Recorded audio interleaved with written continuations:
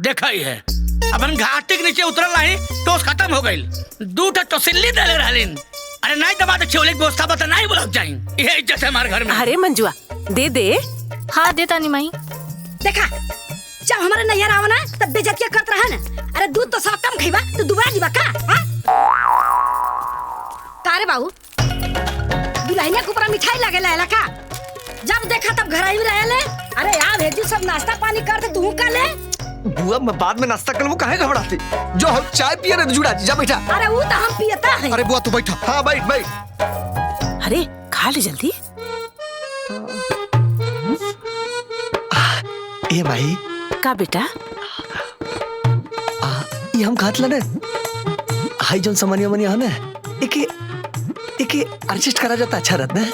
रखाई न रे तो के कौन टेंशन ले ले हो। ए भाई आओ टीविया खाली एडजस्ट करा दो जा। हाँ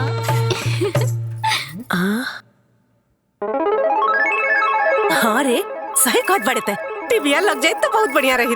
हे भौजी टीविया लग जात ना तो हम कुछ दिन देखी के जाई। अरे हाय तो फूफन बाबू हाय ना जीवन में एक बार सिनेमा हॉल दिखावे के ले गएला ना। कौन सिनेमा रहे? गंगा किनारे मोरा गांव। वो फिल्में हमहू देखले रहनी 4 बार। बड़ी भीड़ कैसे कैसे मुक्की में हाथ डाल के टिकट कटोले रहली। ए बाबू टीवी लगा देते ना तो हम ये जब बैठ के टीवी देखती तो चाची बड़ा कच कैले रहले। लगा हाँ, लगवा दी ना लगवा दी। भैया लगवा दी ना टीवी। ठीक बा लगवा दे। शांति रखा लगिन। ए बबुआ टीवी लगाओ खातिर मिस्त्री को बुलाओ पड़ी नु लगाई। बुला पड़ी। ठीक बा बाबूजी हम बुला दे। अरे आराम से धीरे आराम से रखिया। बाबूजी मैकेनिक से बात हो गई बा उ कल आके टीवी लगा दी। तब तक हमनी के ई तय कर लिया जा कि टीवी कहाँ लगी। अरे होरी का द्वार पर लागी। हाँ तुहरा टीवी द्वार पर लगी तो मेहरारू मंडली कैसे देखी जी? टीवी अंगना में लगी। आंगना में लागी तो गांव जवार पंचायत का मर्द लोग कहाँ देख? अरे द्वार पर लगी तो गांव घर का नानी बारी कुल कैसे देखिए जी? हाय टीवी अंगना में लगी। टीवी द्वार पर लागी। हम कह देनी ना टीवी अंगना में लगी। जाके बोली ना कि टीवी अपना कमरा में लगी। जाई ना बोली ना। मैं कैसे बोलूं? हाँ बोला। ए दीदी आप जाके बोली ना टीवी हमरा कमरा में।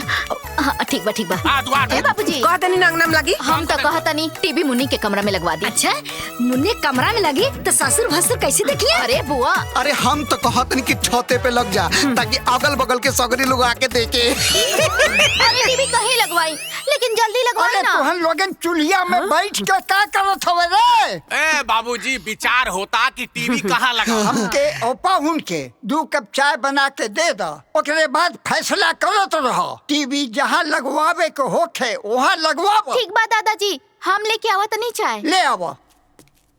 हाँ तो टीवी द्वार पर लागी ना टीवी द्वार पर ना टीवी अंगना में लगी। अरे द्वार ना अंगना में लगी। कह देनी ना अंगना में लगी। अरे बाबूजी तू कहा तो द्वारे लगी तू कहा तो अंगना में लगी। तू कहाँ से देखिए? ओ के रे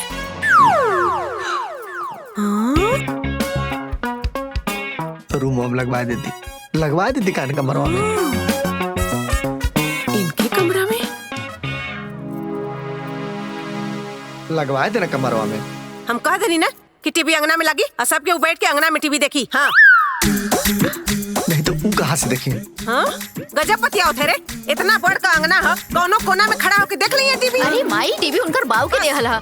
हम कह देनी ना कि टीवी अंगना में लगी तो अंगना में लगी। हाँ अच्छा सब बहस पर विराम लगाओ लगे।